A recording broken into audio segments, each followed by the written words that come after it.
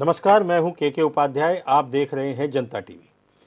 आज की बहस का मुद्दा है भारतीय जनता पार्टी के प्रदेश अध्यक्ष भूपेंद्र चौधरी। भूपेंद्र चौधरी को अध्यक्ष बनाकर के भारतीय जनता पार्टी ने क्या मास्टर स्ट्रोक खेला है? क्योंकि भारतीय जनता पार्टी पिछले 2014 के बाद से जिस तरह की राजनीति कर रही है, उस राजनीति में जातिगत कॉम्बिनेशन को बहुत ज्यादा महत्व दिया है। भारतीय जनता पार्टी ने यह मिथक तोड़े हैं कि भारतीय जनता पार्टी अगड़ों की पार्टी हुआ करती है। एक मिथक था कि भारतीय जनता पार्टी को अगड़ों की पार्टी कहा जाता था, यानी केवल सवर्ण समुदाय की पार्टी। मेरी एक बार पार्टी के जो पूर्व संगठन मंत्री थे सुनील बंसल जी, उनसे बात हो रही थी, तो मैंने कहा आपकी चुनाव का गणित क्या है चुनाव में? तो उन्होंने कहा चुनाव जीतने के लिए गणित की नहीं, केमिस्ट्री की जरूरत होती है, और वो केमिस्ट्री हम अब समझ गए हैं। तो भारतीय जनता पार्टी जिस तरह के प्रयोग देश में और प्रदेश में करती आ रही है, उसमें जातिगत कॉम्बिनेशन को बहुत ज्यादा ध्यान में रख करके ये प्रयोग हो रहे हैं। 2014 में जिस तरह से उन्होंने पूरे यूपी को मथा और छोटे दलों के साथ में जिस तरह से तालमेल उन्होंने किया, उसमें जातिगत समूहों का बहुत ध्यान रखा गया। अपनी पार्टी का पूरा पिरामिड उन्होंने चेंज किया और उस पिरामिड में सारे जो बैलेंस बराबर नहीं हो रहा था, उसको बैलेंस किया। पिछड़ी जातियों के लोगों को पद दिए गए, दलितों को पद बांट दिए गए। इस प्रकार से उन्होंने अपने पूरे संगठन की एक रिकंस्ट्रक्ट किया उन्होंने, और इस तरह ये बताया उन्होंने कि अब भारतीय जनता पार्टी केवल अगड़ों की पार्टी नहीं है। उसके बाद हमने देखे 2014 का लोकसभा चुनाव देखा, 2017 में विधानसभा चुनाव, 2019 में फिर लोकसभा चुनाव और 2022 में इसी केमिस्ट्री के बलबूते पे भारतीय जनता पार्टी ने विजय हासिल की। लेकिन 2022 के विधानसभा चुनाव में एक जो कमी थी वो थी पश्चिमी उत्तर प्रदेश, जो जाटलैंड कहा जाता है, जहां जाट तय करते हैं कि किसकी सरकार बनेगी, किसको ज्यादा सीटें मिलेंगी। पश्चिमी उत्तर प्रदेश किसान आंदोलन के बाद से सुलग रहा था। जाटों में भी एक अलग तरह की नाराजगी थी और तमाम सारे मुद्दे हो गए थे। राकेश टिकैत वहां से किसान नेता बनकर के उभरे। वह चौधरी अजीत सिंह का गढ़ माना जाता है। चौधरी अजीत सिंह के पिता चौधरी चरण सिंह बड़े जाट नेता उस क्षेत्र में हुआ करते थे। उसके बाद चौधरी अजीत सिंह का यह गढ़ रहा। अब उनके पुत्र जयंत चौधरी आरएलडी के राष्ट्रीय अध्यक्ष हैं। इससे किस तरीके से निपटा जाए, भारतीय जनता पार्टी ने बहुत कशमकश के बाद में अपना प्रदेश अध्यक्ष घोषित किया है। भूपेंद्र चौधरी अब भारतीय जनता पार्टी के नए चौधरी होंगे उत्तर प्रदेश में। भूपेंद्र चौधरी पश्चिमी उत्तर प्रदेश से मुरादाबाद जिले के एक गांव से आते हैं, किसान परिवार से हैं, भारतीय जनता पार्टी के संगठन से बहुत लंबे समय से जुड़े हुए खांटी संगठन के नेता हैं। भारतीय जनता पार्टी ने दो संदेश इसमें देने की दिए हैं। एक कि पश्चिमी उत्तर प्रदेश जो खाली था, वहां पर भूपेंद्र चौधरी को अध्यक्ष बनाकर के ये मैसेज दिया है कि जाटों के साथ आज भी भारतीय जनता पार्टी खड़ी है और भारतीय जनता पार्टी जाटों को महत्व दे रही है। आपको मैं ये भी बता दूं कि आसपास के जो राज्य हैं, राजस्थान, वहां का प्रदेश अध्यक्ष श्री सतीश पूनिया जाट समुदाय से आते हैं। हरियाणा के प्रदेश अध्यक्ष वे भी जाट समुदाय से आते हैं। हाल ही में उपराष्ट्रपति जगदीप धनखड़ को बनाया गया है भारतीय जनता पार्टी के समर्थन से, वे भी जाट समुदाय से हैं। और अब उत्तर प्रदेश से भूपेंद्र चौधरी को अध्यक्ष बनाकर के भारतीय जनता पार्टी ने यह एक ऐसी चाल चली है जिसकी काट अभी समाजवादी पार्टी के पास दिखाई नहीं देती है। इन तमाम सारे मुद्दों पर ही आज की बहस है।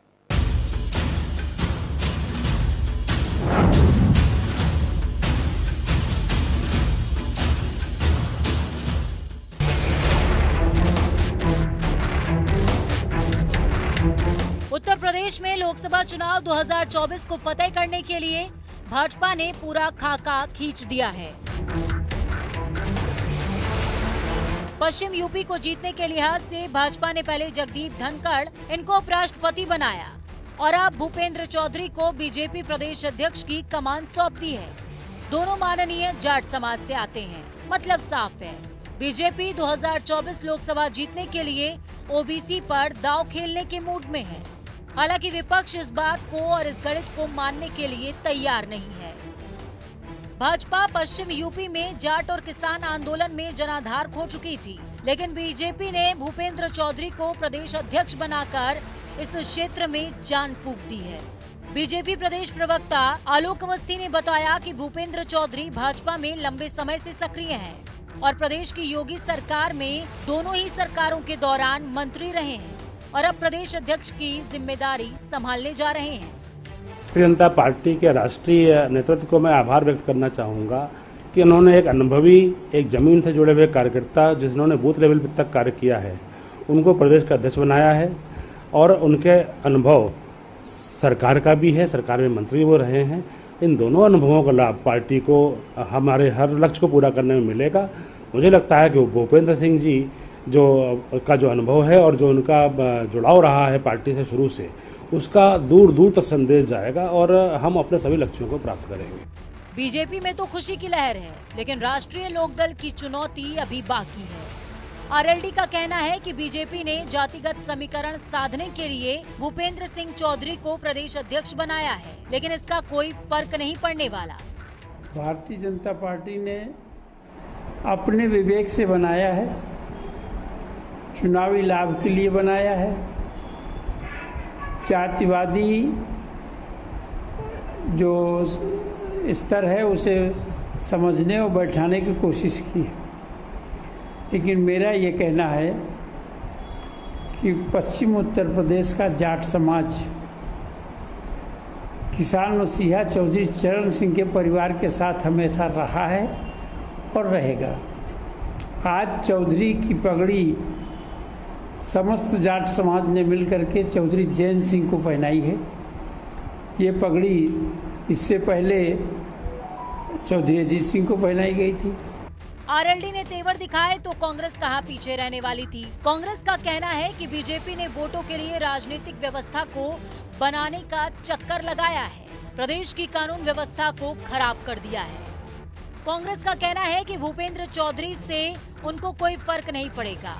फर्क क्यों ही पड़ेगा, बची भी तो नहीं है अब। चलिए, कांग्रेस पर तो नहीं, लेकिन समाजवादी पार्टी पर जरूर फर्क पड़ेगा। शायद इसलिए सपा ने बीजेपी पर ताबड़तोड़ कई गंभीर आरोप लगाए हैं। बीजेपी ने पश्चिमी उत्तर प्रदेश में जो नाराज जाट है, और नाराज जाट उसके पीछे की भी मंशा स्पष्ट है।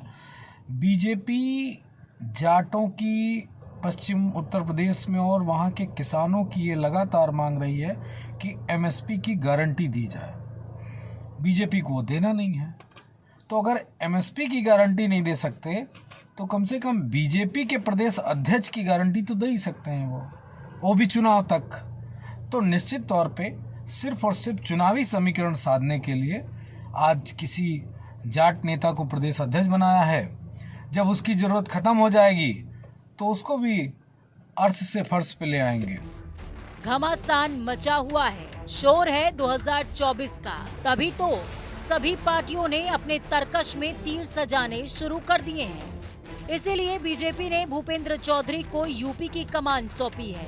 भूपेंद्र चौधरी मजे हुए नेता माने जाते हैं और संघ की पृष्ठभूमि से भी आते हैं। यही वजह है कि उनकी जमीनी ताकत का फायदा बीजेपी 2024 के चुनाव में उठाना चाहती है। जनता टीवी के लिए लखनऊ से अनूप कुमार सिंह की रिपोर्ट।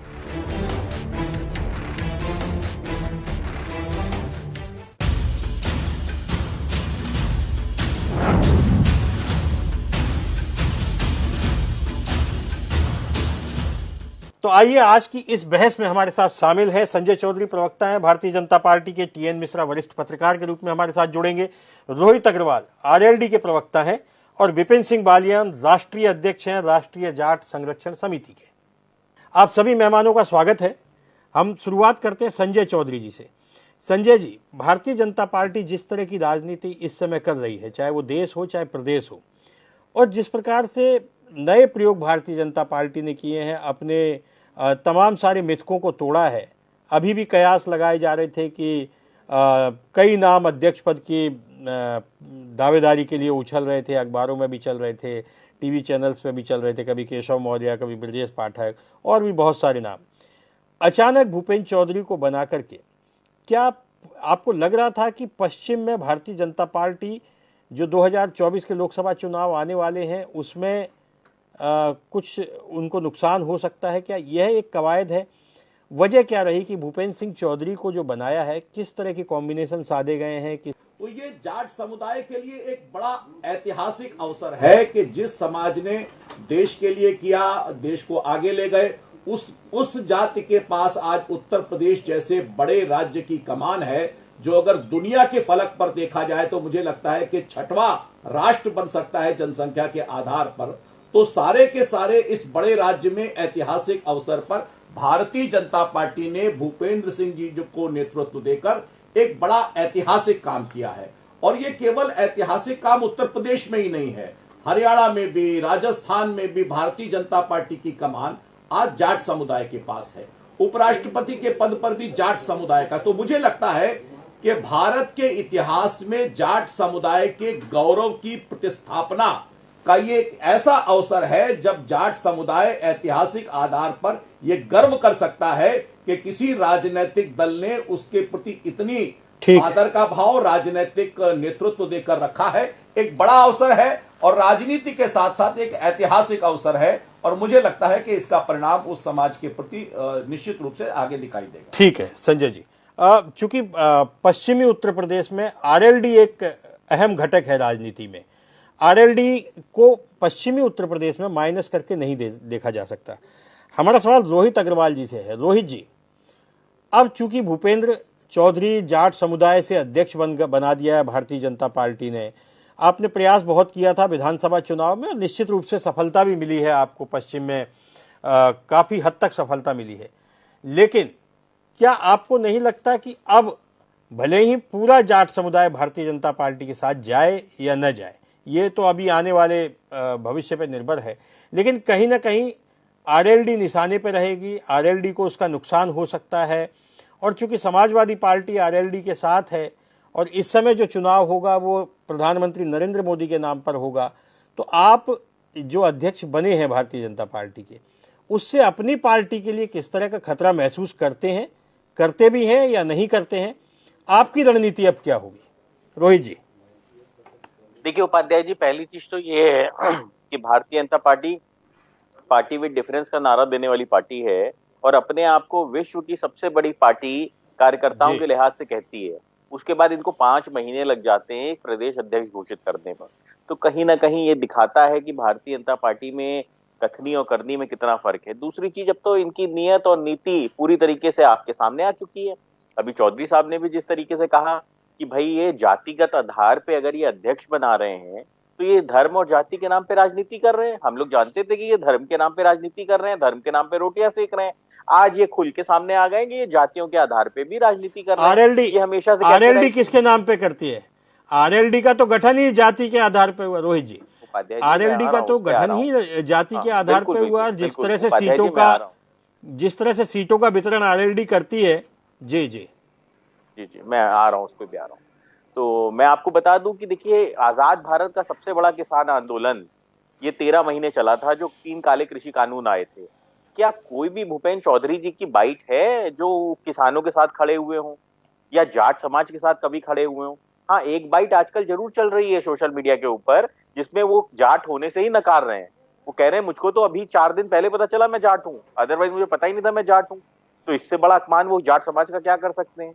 और दूसरी चीज ये है कि अगर राष्ट्रीय लोकदल के मजबूत होने से भारतीय जनता पार्टी को अपने 2 प्रमुख पद पश्चिम उत्तर प्रदेश से देने की जरूरत पड़ती है, तो इससे अच्छी बात राष्ट्रीय लोकदल के लिए और जाट समाज के लिए क्या हो सकती है कि आप राष्ट्रीय लोकदल को मजबूत करते जाओ, पश्चिम उत्तर प्रदेश का विकास होगा, समाज का विकास होगा।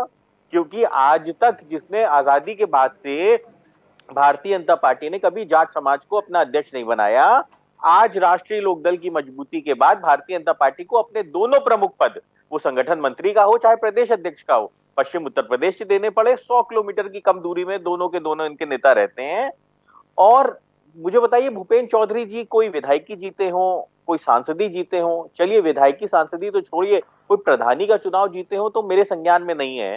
तो मुझे बताइए कि भाई ऐसा कुछ हुआ हो तो किस समुदाय का वो नेतृत्व करते हैं? वो मंडल अध्यक्ष थे इससे पहले, और उनके मंडल की दशा 2022 के चुनाव में देखिए कि उनके मंडल की क्या दशा हुई है 2022 के चुनाव में। तो उत्तर प्रदेश की भी अब वो वही दशा करने जा रहे हैं 2024 के चुनाव में।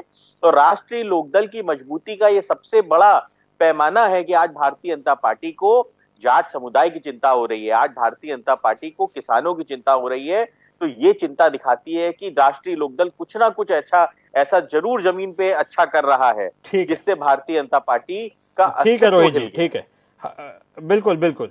अब ये आपने जो तमाम सारे सवाल जाट समुदाय के ऊपर उठाए हैं, हमारे साथ में जाट समुदाय जाट संरक्षण समिति के राष्ट्रीय अध्यक्ष हैं विपिन सिंह बालियान जी। हम बालियान जी से ही पूछ लेते हैं कि जाट समुदाय क्या सोचता है भारतीय जनता पार्टी को लेकर के। संजय जी, तमाम सारे सवाल रोहित अग्रवाल जी ने उठाए हैं और आपने सुना भी है, उनको दोहराने से कोई फायदा नहीं, लेकिन उन्होंने एक बात कही कि उनके तमाम सारे वीडियो वायरल हो रहे हैं, चुनाव नहीं जीते भूपेंद्र सिंह जी और उससे कोई बहुत फर्क पड़ने वाला नहीं है। तो इसे लेकर के आपका क्या कहना है? देखिए उपाध्याय जी, ऐसा ही होता है कि भारतीय जनता पार्टी में काम करने की, भारतीय जनता पार्टी संगठन की जो शैली है, तो भारतीय जनता पार्टी में जो एक बार काम कर लेता है उसकी क्षमताएं कैसी होती हैं। मैं इनको रोहित भाई को याद दिलाना चाहूंगा, जब नरेंद्र भाई मोदी को गुजरात का मुख्यमंत्री बनाया गया तब विरोधी कहते थे कि नरेंद्र भाई मोदी तो कभी किसी चुनाव में नहीं उतरे, इलेक्शन पॉलिटिक्स से उनका कोई नाता नहीं है, उनका कोई उससे रिश्ता नहीं है। लेकिन नरेंद्र भाई मोदी के हाथ में जब गुजरात की सरकार आई और उन्होंने नेतृत्व किया तो न केवल 3 बार गुजरात जीता बल्कि वो 2 बार देश को भी जीत चुके हैं। जब योगी जी को उत्तर प्रदेश में बनाया गया तो यही लोग कहते थे योगी जी को तो कोई प्रशासनिक अनुभव नहीं है, और योगी जी ने इतिहास को बदलते हुए सरकार को बनाया और 2/3 बहुमत के साथ बनाया। तो जो भारतीय जनता पार्टी के काम करने का तरीका है, हमारे संगठन में कार्यकर्ता जिस प्रकार से नेतृत्वकर्ता में परिवर्तित होते हैं, उसी आधार पर आप देखिएगा कि भूपेंद्र चौधरी जी न केवल पश्चिमी उत्तर प्रदेश में बल्कि पूरे उत्तर प्रदेश में भारतीय जनता पार्टी को, जो भाजपा ने तय किया है कि पूरी की पूरी 80 सीट जिताकर इस बार देश में भी, जैसे हम पहले के 2 चुनाव में हमने एक से एक बड़ी जीत हासिल की है, लोकसभा चुनाव में भी इस बार 24 में भारतीय जनता पार्टी पिछले बार के बहुमत को पार करेगी और इनकी सारी राजनीतिक शंकाओं को निर्मूल साबित करेगी। ठीक है संजय जी। हाँ बालियान जी, बहुत सरल मेरा सवाल है, भूपेंद्र सिंह चौधरी की नियुक्ति को लेकर के जाट समुदाय में क्या हलचल है, जाट समुदाय क्या सोचता है? क्या आप जो रोहित अग्रवाल जी ने कहा उससे सहमत हैं कि जाट समुदाय जो है वो अब किसी के साथ नहीं जाएगा, केवल आरएलडी के साथ रहेगा? बालियान जी। सबसे पहले तो मैं बताऊंगा कि जो ये भारतीय जनता पार्टी ने भूपेंद्र चौधरी को अध्यक्ष बनाया है, ये मास्टर स्ट्रोक है। हम किसी भी राजनीतिक पार्टी को सपोर्ट नहीं करते। पिछले चुनाव में चौधरी अजीत सिंह के साथ जरूर थे, लेकिन जाट बिरादरी हमारी ऐसी है, अगर कोई 10% हमारे लिए करता है तो हम 100% उसको रिटर्न देते हैं। भारत के अंदर पहली बार उपराष्ट्रपति जाट को बनाया गया और अब प्रदेश अध्यक्ष जाट को बनाया गया।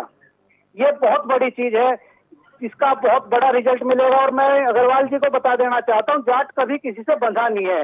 2014 में भी इन्होंने देखा होगा किस प्रकार से राष्ट्रीय लोकदल को धूल चटाने का काम जाटों ने किया था। बहुत बुरी स्थिति में राष्ट्रीय लोकदल आ गई थी। मैंने तो रोहित अग्रवाल जी की एक डिबेट देखी थी जिसके अंदर बता रहे थे जयंत चौधरी के जाट हुक्का भरने का काम करते हैं। मैंने बताना चाहूंगा, जाट कभी किसी का हुक्का भरने का काम नहीं करते मेरे भाई। इस प्रकार की गलत और गंदी बातें कभी टीवी डिबेट पर बैठ के नहीं करनी चाहिए। बस इतना ही कहना चाहूंगा। और भारतीय जनता पार्टी ने जो काम किया उसका 100% रिजल्ट मिलेगा, बहुत जल्दी रिजल्ट मिलेगा, क्योंकि पश्चिम उत्तर प्रदेश में एक अकेला सांसद डॉक्टर संजीव बालियान काम कर रहे थे अकेले अपने बलबूते पर।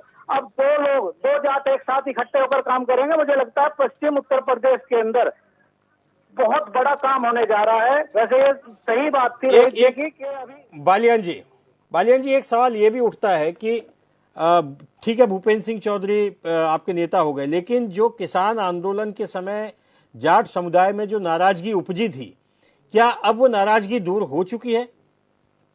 मैं बताऊंगा, किसान आंदोलन में हम लोग भी शरीक हुए थे। ये किसान आंदोलन जो था वो खाली जाटों का आंदोलन नहीं था, इसमें सभी किसान सम्मिलित थे। और खास तौर से हम लोग तो पीछे खड़े हुए, हमसे आगे जो थे वो प्रथम पंक्ति में थे, वो पंजाब के किसान थे। हम लोग तो पीछे से सपोर्ट कर रहे थे।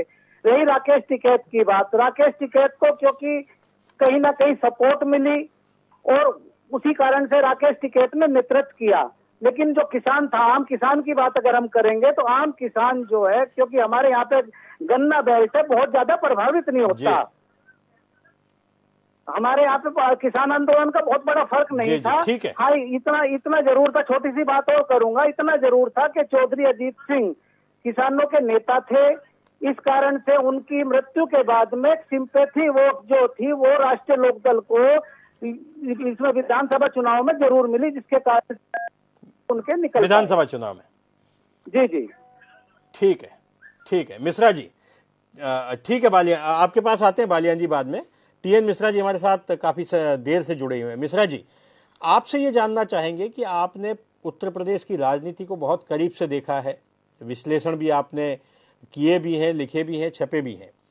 ये जो भारतीय जनता पार्टी ने जो नए प्रयोग शुरू किए हैं पिछले 2014 के बाद के चुनाव से, जिस तरह से जाट कॉम्बिनेशन, जिस तरह से कास्ट कॉम्बिनेशन, और ये जो गणित को उन्होंने केमिस्ट्री में बदला है, इस तरह के प्रयोगों को आप किस रूप में देखते हैं? और क्या भारतीय जनता पार्टी ने जिस प्रकार से अपना नया प्रदेश अध्यक्ष पश्चिमी उत्तर प्रदेश से तय किया है, इसको लेकर के आप किस तरीके से, और आपका नजरिया क्या है? मिश्रा जी। उपाध्याय जी, अभी तक क्या था कि इनकी जो है पूर्वांचल की राजनीति जो है सफल थी, वहाँ योगी जी लगे हुए थे। यहाँ सेंटर में ब्रजेश पाठक जी के आ जाने से इनको एक मजबूती मिली। सबसे ज्यादा इनकी स्थिति जो है वही खराब जो थी, तो इसको दूर करने के लिए तो आंदोलन से किसानों को सबसे ज्यादा जो हतोत्साहित था भाजपा कि कहीं दिक्कत ना हो जाए में, तो अब जाट को नेता बनाने के अलावा इन्होंने बैकवर्ड को भी साथ लिया है और जाट को भी साथ दिया है। अब इससे क्या होगा, इनके चारों कोने मजबूत हो गए हैं। सबसे ज्यादा असर पड़ेगा उधर, तो सपा बसपा और कांग्रेस वहाँ पर अब किनारे करने के लिए इन्होंने जो जाट समीकरण साधा है, ये हमारी समझ से तो सबसे इनके लिए फायदेमंद साबित होगा। और इनके राजनीतिक समीकरण जितने हैं वो फिलहाल जो है लग रहे हैं। जी मेरा एक सवाल और था कि पश्चिम में, जैसे पश्चिमी उत्तर प्रदेश में जाट समुदाय है लेकिन अन्य भी जातियां रहती हैं, तो क्या ऐसा नहीं लगता कि अगर लगातार जिस तरह से कुछ लोगों के सवाल मेरे पास भी आए थे कि ये जानने की भी कोशिश करें कि जाटों को इतना महत्व दिया गया, अभी जैसा कि संजय जी भी बता रहे थे, संजय चौधरी जी, कि राजस्थान में प्रदेश अध्यक्ष जाट है, हरियाणा में प्रदेश अध्यक्ष जाट है, और उपराष्ट्रपति जगदीप धनखड़ जी भी जाट समुदाय से आते हैं, और अब उत्तर प्रदेश में भारतीय जनता पार्टी ने अपना प्रदेश अध्यक्ष जाट चौधरी को बना दिया है। तो इससे क्या जो पश्चिम की अन्य जातियां हैं वे उपेक्षित महसूस नहीं करेंगी? ये सवाल मैं संजय जी से भी पूछूंगा, लेकिन पहले आप टीएन मिश्रा जी। उपेक्षित इससे उपाध्याय नहीं करेंगे कि लोग सिर्फ जब कैंडिडेट उतारेंगे तो जाट का समीकरण निकाला हुआ उसमें कैंडिडेट दूसरे उतार देंगे, तो वो जाट को उधर कैंडिडेट साथ लेंगे। बाकी ओवरऑल का फायदा तो भाजपा का होना ही है इससे। संजय जी, मेरा आपसे भी यही सवाल है कि आपने जिस तरीके से पश्चिमी उत्तर प्रदेश में महत्व दिया है चौधरी समुदाय को, जाट समुदाय को, लेकिन बाकी अन्य भी जातियां हैं वहाँ पे, और खासतौर पर बैकवर्ड बहुत हैं, स्वर्ण कास्ट भी आती है, तो इनका कॉम्बिनेशन किस तरह से तैयार करेंगे? संजय जी। देखिए, कॉम्बिनेशन की बात भारतीय जनता पार्टी के साथ ये है कि भारतीय जनता पार्टी के प्रदेश नेतृत्व की अगर आप कतार देखेंगे कि जो भारतीय जनता पार्टी में प्रदेश अध्यक्ष बने हैं उसमें मौर्य जी थे, मौर्य जी के बाद आपने देखा है कि स्वतंत्र जी थे, मौर्य जी मौर्य बिरादरी थे, स्वतंत्र जी कुर्मी बिरादरी के थे, उसके पहले ब्राह्मण थे, और जो ब्राह्मण थे तो कोई पश्चिमांचल का था, कोई पूरब का था। तो यानी कि सारे प्रदेश की सारी जातियों को वो जाति के आधार पर, वो क्षेत्र के आधार पर सारे लोगों को समय समय पर मौका देकर भारतीय जनता पार्टी ने जो मैसेज दिया है कि जो भी भारतीय जनता पार्टी के साथ है, समाज का वो कोई भी वर्ग होगा, लेकिन उसको भारतीय जनता पार्टी में रिप्रेजेंटेशन मिलेगा। तो ये भारतीय जनता पार्टी एक ऐसा राजनीतिक दल है जिसमें ये नहीं कि कोई एक परिवार का होगा, कोई एक जाति का होगा, उसी को रिप्रेजेंटेशन मिलेगा। प्रदेश के नेतृत्व में भारतीय जनता पार्टी ने सारे समुदायों को और सारी जातियों का जो एक बेहतर गुलदस्ता बनाया है, समय समय पर उनको परिवर्तन किया है। तो इससे जो भी जातियां, जो भी समाज, जो भी समुदाय भारतीय जनता पार्टी के साथ जुड़ता है, उसे लगता है कि उसको निश्चित समय पर और निश्चित संख्या में उसको रिप्रेजेंटेशन मिलता है। तो ये जो रिप्रेजेंटेशन मिलने की कोई इग्नोर नहीं होता, समय समय पर उसको नेतृत्व मिलता है, और नेतृत्व केवल सामान्य नेतृत्व नहीं मिलता, प्रदेश के स्तर पे भी मिलता है, ऐसे समुदाय को भी मिलता है जिसको आज तक किसी ने कभी नहीं दिया था। तो मैं समझता हूं कि भारतीय जनता पार्टी ने जो विश्वास जगाया है, उस विश्वास से भारतीय जनता पार्टी के साथ जो भी समुदाय हैं, जो भी जातियां हैं, निश्चित रूप से वो भाजपा के साथ कांटेक्ट में रहेंगी, मिलकर रहेंगी, क्योंकि उनके नेतृत्व की उपेक्षा नहीं होगी और सही समय पर उन्हें भी अवसर मिलेगा। तो इसलिए भारतीय जनता पार्टी किसी के हक के साथ निरादर करने की, उन्हें इग्नोर करने की बात नहीं करती। सही समय पर, सही अवसर पर उन्हें भी प्रतिनिधित्व मिलेगा। इसलिए मुझे लगता है कि सारे सामंजस्य के साथ भारतीय जनता पार्टी भूपेंद्र जी के नेतृत्व में एक बड़ी विजय के रूप में आगे बढ़ेगी। ठीक है। रोहित अग्रवाल जी, अभी आपने संजय जी को भी सुना और जाट संरक्षण समिति के राष्ट्रीय अध्यक्ष हैं बालियान जी तो कह रहे हैं कि ये मास्टर स्ट्रोक है भाजपा का, और वो तो जाट समुदाय से आते हैं, जाटों की ही राजनीति करते हैं, प्योर जातिगत राजनीति करते हैं। तो वो उनके जाहिर है कि उनके ज्यादा करीब है जाट समुदाय, तो जाटों की भावनाओं को व्यक्त कर रहे हैं। रोहित जी, तो ऐसे में क्या आपको नहीं लगता कि आपकी पार्टी या आरएलडी और समाजवादी पार्टी का जो गठबंधन है वो अब सिर्फ हवा ही रह जाएगा? रोहित जी। उपाध्याय जी, मैंने अपने व्यक्तित्व में साफ कर दिया था बिल्कुल कि अगर राष्ट्रीय लोकदल के मजबूत होने से भारतीय जनता पार्टी को पश्चिम उत्तर प्रदेश की चिंता होती है, किसान कौम की चिंता होती है, और भारतीय जनता पार्टी अगर जमीन पे उतर के साफ अपनी नीयत और नीति को आपके सामने रखती है कि वो जातिगत राजनीति पे उतर आई है भारतीय जनता पार्टी, इसका मतलब ये भारतीय जनता पार्टी का अस्तित्व सिमट रहा है। देखिए, आज भारतीय जनता पार्टी का स्तर ये हो गया है कि ये एक पर्टिकुलर समाज की, एक पर्टिकुलर जाति के व्यक्ति को अध्यक्ष बना के और ये कोशिश कर रहे हैं कि वो जाति इनको समर्थन कर दे। अगर वो जाति इनको समर्थन कर रही होती तो फिर इतने मेहरबान होने की इनको क्या जरूरत थी? संजय चौधरी ना होते इतने मेहरबान। कहीं ना कहीं डर है कि जाट समाज भारतीय जनता पार्टी के साथ नहीं है, इसीलिए शायद इन्होंने एक लॉलीपॉप देने की कोशिश की है। पर मुझे लगता है विपिन बालियान जी ने शायद वो बयान नहीं सुना भूपेंद्र चौधरी जी का, जिसमें उन्होंने जाट होने से ही इनकार कर दिया। उन्होंने कहा साहब मैं जाट हूं ही नहीं, मुझे तो 4 दिन पहले पता चला मैं जाट हूं। वो बयान शायद विपिन जी ने नहीं सुना। मैं विपिन जी को डिबेट के बाद भेज दूंगा उस बयान को। तो मुझे लगता है कि उसके बाद विपिन जी के भी विचार बदलेंगे कि अगर कोई व्यक्ति अपनी जाति को ही नकार रहा है, अपने समाज को नकार रहा है, तो मुझे लगता है कि ये कहीं ना कहीं दुखद है। और इसके अलावा देखिए, ठीक है, राष्ट्रीय लोकदल किसानों की राजनीति करता है। आपकी बात का जवाब विपिन जी से ले लेते हैं। विपिन जी से आपकी बात का जवाब ले लेते हैं। विपिन जी।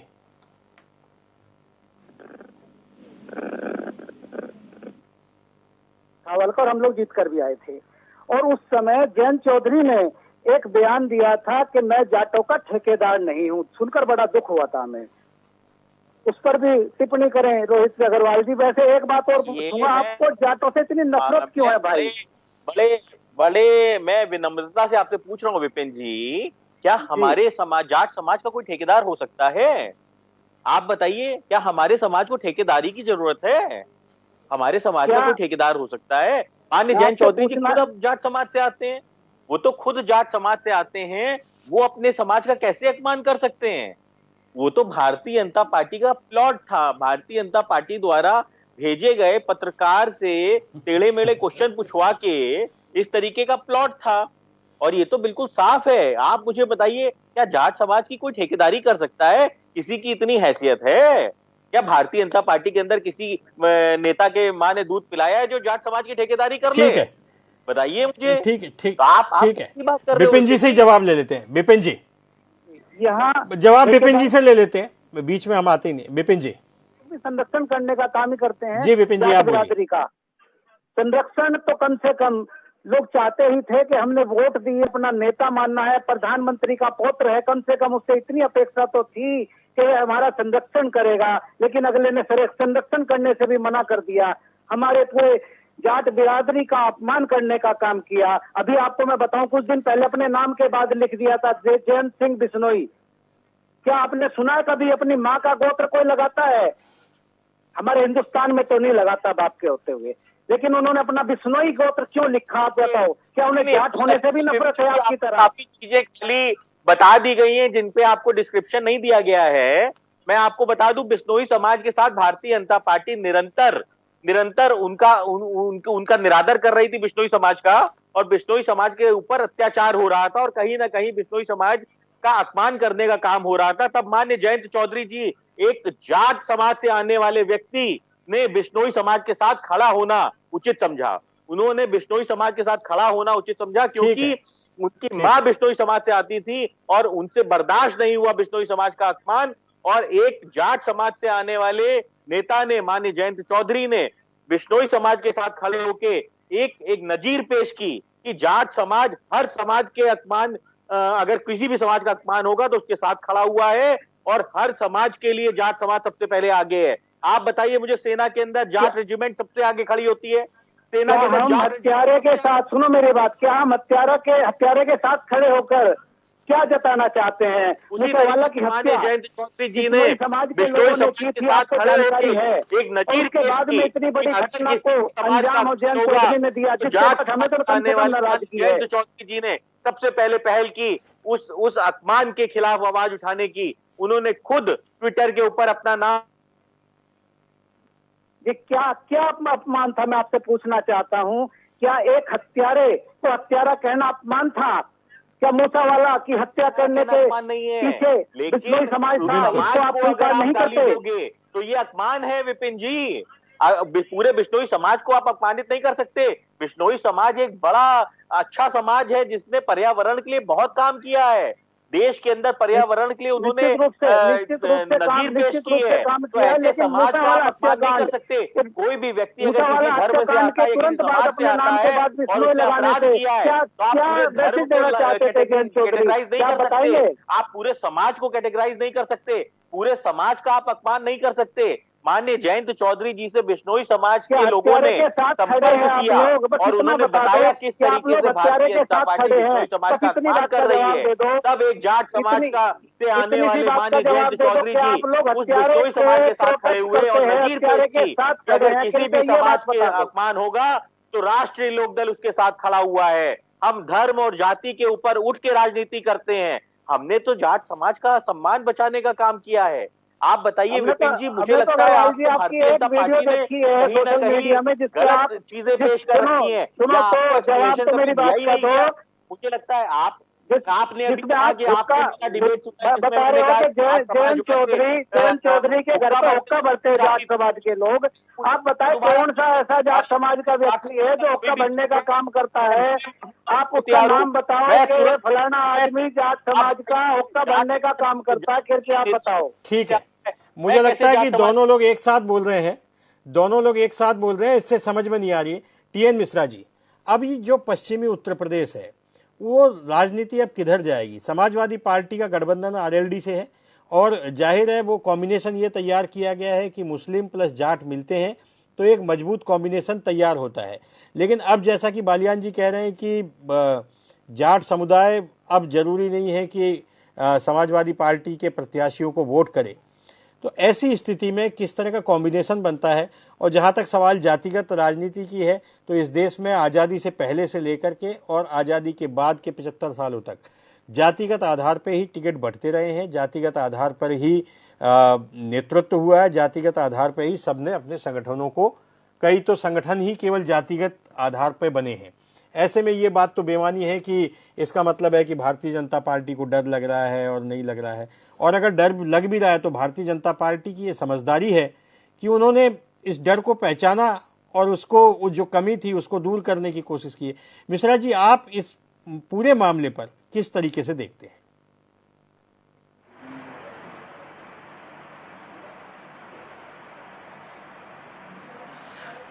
पूरे मामले को उपाध्याय, ये क्लियर है कि जो भाजपा ने चाल चली है ना वो सबसे अलग है। अभी तक क्या जयंत चौधरी जी अभी मुलायम सिंह जी से चुनाव हार चुके थे, भूपेंद्र सिंह जी, तो भाजपा को ये दर्द जो है तब भी उनको सपोर्ट किया, इसने भूपेंद्र को कभी नहीं किया कि किनारे किया हो। अब धीरे इनको प्रदेश अध्यक्ष बना दिया। सपा को ये भी थोड़ा दर्द हुआ कि हम ऑलरेडी, तो सपा का जो है अपना है और इनका अपना चलेगा। लेकिन ये पक्का है कि जातिगत समीकरण में दोनों एक दूसरे की काट करते रहेंगे, जिससे फायदा सपा को कितना मिलेगा पता नहीं। अब ये सबसे ज्यादा नुकसान हमें लग रहा है कि जो है बसपा का और जो है कांग्रेस का वहाँ होगा। इन दोनों की लड़ाई होगी और वो तीसरे और चौथे नंबर पर पहुंच जाएंगे। जातिगत समीकरणों का सबसे बड़ा है कि चुनाव जो हो रहे हैं, अब सारे चुनाव जातिगत समीकरण में प्रत्याशी भी निश्चित किए जा रहे हैं और जातिगत आधार पर पार्टियां चाहे वो अपने अध्यक्ष हो चाहे मंत्री हैं, दूसरे पदाधिकारी सब जातिगत समीकरण किए जा रहे हैं। अब इसके सामने क्या है, दूसरी जाति मंत्री हैं जो दूसरे पदाधिकारी सब जातिगत समीकरण से किए जा रहे हैं। अब इनको सामने क्या है, दूसरी जातियां जो आएंगी उनको लिए भी प्रत्याशी तय करेंगे, प्रत्याशी उनके होंगे और इनसे सपोर्ट लेंगे। तो अब इनको तो लग गया है पूरा चस्का भाजपा को पूरा कि ये भी भाजपा जो है अपना आराम से जातिगत समीकरण जो पहले मुलायम सिंह हुआ करते थे, इन पर आरोप लोग लगाते थे, आज वो आरोप स्वयं जो है उसी पर जो है शामिल हो गए। ठीक है बालियान जी, एक सवाल आपसे भी है कि जाट समुदाय 2014 से मुस्लिम समुदाय के साथ खड़ा नहीं हुआ, लेकिन 2022 के विधानसभा चुनाव में ऐसी क्या मजबूरी आ गई कि मुसलमान और जाट का कॉम्बिनेशन बना और उसका फायदा आरएलडी को मिला? ये सवाल आपसे भी है और उसके बाद फिर हम अग्रवाल जी से भी इसका जवाब लेंगे कि जाट समुदाय को ऐसी कौन सी मजबूरी थी कि मुस्लिम समुदाय के साथ में उनको खड़ा होना पड़ा। जी 2017 में माननीय बालियान जी पहले आप जी ने एक कमेटी का गठन किया था जिसके अंदर संयोजक मुझे बनाया था दंगा समझौता समिति, जिसके अंदर मुजफ्फरनगर के अंदर 13 पंचायतें हुई। 13 पंचायतें होने के बाद में जाट और मुस्लिम दोनों एक मंच पर आए और एक साथ वोट करने का भी काम किया। 2019 के अंदर अगर आपने देखा होगा कि बहुत ज्यादा जाट और मुस्लिम को सफलता नहीं मिली एक साथ में, लेकिन जो 22 का चुनाव था, 22 के चुनाव के अंदर क्योंकि सपा मुस्लिम का जो ज्यादातर तबका है वो सपा के साथ है, सपा और लोकदल एक साथ मिलकर चुनाव लड़े क्योंकि कुछ आधा मतलब 50% जाट लोकदल के साथ था, 7% मान सकते हैं, 70 मान सकते हैं, वो लोकदल के साथ था कुछ जगह पर, खासतौर से हमारे मुजफ्फरनगर में, शामली में, बागपत में। बाकी जगह पे जाट जो था बटा हुआ था, आधा आधा बटा हुआ था। और एक मंच पे आने का कारण यही रहा कि हम लोगों ने एक तो समझौते कराने का काम किया, दूसरी बात ये थी कि सपा और लोकदल ने मिलकर चुनाव लड़ने का काम किया। अगर दोनों एक साथ मिलकर चुनाव ना लड़ती तो स्थिति दोनों की बहुत खराब होती, शायद हो सकता क्लीन स्वीप मार जाती पश्चिम उत्तर प्रदेश के अंदर भारतीय जनता पार्टी। तो बालियान जी, हाँ ठीक है बालियान जी, लेकिन ये तो 2024 में भी होने वाला है कि आरएलडी और समाजवादी पार्टी मिलकर के चुनाव लड़ेंगे, तो ऐसे में भारतीय जनता पार्टी का ये मास्टर स्ट्रोक कैसे हुआ? आप कह रहे थे ये मास्टर स्ट्रोक ऐसे हुआ कि जाट जो है वो सम्मान चाहता है और भारतीय जनता पार्टी ने जाट को भारी सम्मान देने का काम किया। जाट का उपराष्ट्रपति जो बनाया वो जाट बनाया। उत्तर प्रदेश के अंदर पहली बार, इतिहास में पहली बार हुआ कि प्रदेश अध्यक्ष जाट बनाया। जाट की तो स्थिति ये है कि अगर थोड़ा सा भी आप उसको सम्मान दोगे तो आपके साथ रहेगा। जाट और कुछ नहीं चाहिए और उसका फायदा सीधा सीधा भारतीय जनता पार्टी को मिलेगा, क्योंकि भारतीय जनता पार्टी ने सन 2016 में एक बड़ी गलती की थी, हरियाणा के अंदर जाटों को मारने का काम किया था। उसके बाद में अब ये सम्मान देने का काम किया है, कहीं ना कहीं आंसू पोंछने का काम किया है जाटों का। ठीक है रोहित जी, यही सवाल आपसे भी है बगैर किसी लाग लपेट के कि ठीक है 2022 के चुनाव की बात करें तो मुस्लिम और जाट का कॉम्बिनेशन हो गया, लेकिन अब जिस प्रकार से भारतीय जनता पार्टी ने जातिगत व्यूह रचना की है उससे आप कैसे पार पाएंगे? रोहित जी। बिल्कुल साफ स्थिति है, राष्ट्रीय लोकदल का ग्राफ बढ़ रहा है। राष्ट्रीय लोकदल जो जमीनी मुद्दे हैं उनके ऊपर बात कर रहा है। आज भारतीय जनता पार्टी ने पश्चिम उत्तर प्रदेश से सबसे ज्यादा सेना के अंदर भर्ती होती थी और सेना को कमजोर करने के लिए पश्चिम उत्तर प्रदेश के युवाओं को निराश करते हुए अग्निपथ योजना लेके आए ये, जिसमें ये 4 साल दिहाड़ी के तर्ज पे ये सेना के अंदर भर्ती कर रहे हैं, जिससे पूरी तरीके से पश्चिम उत्तर प्रदेश के अंदर आक्रोश है। यही काम इन्होंने किसान आंदोलन के दौरान किया था। इन्होंने किसान आंदोलन के दौरान किसानों का निरंतर अपमान किया था, जाट समाज का निरंतर अपमान किया था। और जैसा कि पश्चिम उत्तर प्रदेश की एक प्रमुख फसल है गन्ना, जब ये विपक्ष में हुआ करते थे ये गन्ने के मूल्य की बात करते थे 450 रुपए की, और ये आंदोलन भी किया करते थे भारतीय जनता पार्टी वाले। पर आज जब ये सत्ता में है तब ये क्या कर रहे हैं, तब ये 5 रुपए 10 रुपए इस तरीके से गन्ने के ऊपर रेट बढ़ा के, और आज क्यों नहीं 450 रुपए का गन्ने का फसल का मूल्य देते हैं। इन्होंने वादा किया था 2022 में हम फसल का जो लागत है उसका 2 गुना देने का काम करेंगे, पर आज स्थिति क्या है? आज स्थिति यह है कि लागत इन्होंने 2 गुनी कर दी, पर इन्होंने फसल का सही दाम नहीं दिया। गन्ना किसानों को 14 दिन में भुगतान नहीं करते। ये गन्ना किसानों का हक है कि अगर आपको 14 दिन में भुगतान नहीं मिलता है तो आपको ब्याज मिलेगा। क्या मुझे बता दें कि कोई भी व्यक्ति भारतीय जनता पार्टी का आके यहाँ पे बता दे कि किसानों को 1 रुपए का ब्याज देने का इन्होंने काम किया हो, जो किसान का हक है, क्योंकि किसान जो बैंक से पैसा लेके अपनी खेती में लगाता है उसके ऊपर ब्याज दे रहा है, पर गन्ने का भुगतान 14 दिन में नहीं होता, जिसके कारण रोहित जी यहाँ मैं आपको रोकना चाहूंगा। गन्ने का भुगतान भारतीय जनता पार्टी के कार्यकाल में सर्वाधिक हुआ है। यहां तक कि जो सपा और बीएसपी का जो बैकलॉग था वो भी भारतीय जनता पार्टी ने पूरा किया है। इस पर विस्तार से हम संजय चौधरी जी से जवाब लेते हैं। संजय जी, जैसे रोहित जी ने गन्ने के मूल्य का जवाब ये सवाल उठाया, हालांकि ये जातिगत मुद्दों को लेकर के बहस थी, लेकिन चूंकि पश्चिमी उत्तर प्रदेश से जुड़ा मामला है और गन्ना वहाँ का एक बड़ा बर्निंग इश्यू है जो हमेशा हर चुनाव में आप देखते हैं, तो इन तमाम सारे मुद्दों पे भारतीय जनता पार्टी के प्रवक्ता होने के नाते आप क्या सोचते हैं? देखिए, जितना बेहतर भुगतान और जितना पारदर्शी भुगतान, मैं समझता हूं कि अकाउंट में भुगतान करके भारतीय जनता पार्टी ने गन्ना के किसानों के लिए जो बेहतरी का काम किया है उसके पहले ये कभी नहीं हुआ था। हमें याद है कि उत्तर प्रदेश के अंदर जो वेस्टर्न यूपी था वो डार्क जोन कहलाता था। डार्क जोन इसलिए कहलाता था कि वहां पर आप ट्यूबवेल नहीं लगा सकते थे। भारतीय जनता पार्टी के 5 साल में हमने उस डार्क जोन को खत्म किया था और वहां ट्यूबवेल लगना शुरू किए थे। केवल गन्ना से चीनी बनना ही नहीं, हमने खांडसारी के उद्योगों के लिए भी जो चीनी की मिलें थी उनकी जो एयर डिस्टेंस थी उसको कम करके पूरे के पूरे वेस्टर्न यूपी में 250 से ज्यादा खांडसारी के उद्योग स्थापित किए थे। और एक बात का मैं विशेष ध्यान दिलाना चाहूंगा, आज पहली बार है कि जब नए प्रदेश अध्यक्ष बनने के बाद लोकदल के प्रवक्ता मेरे साथ किसी बहस में है, इस बहस में इन्होंने कहा कि जाटों की कोई ठेकेदारी नहीं कर सकता है।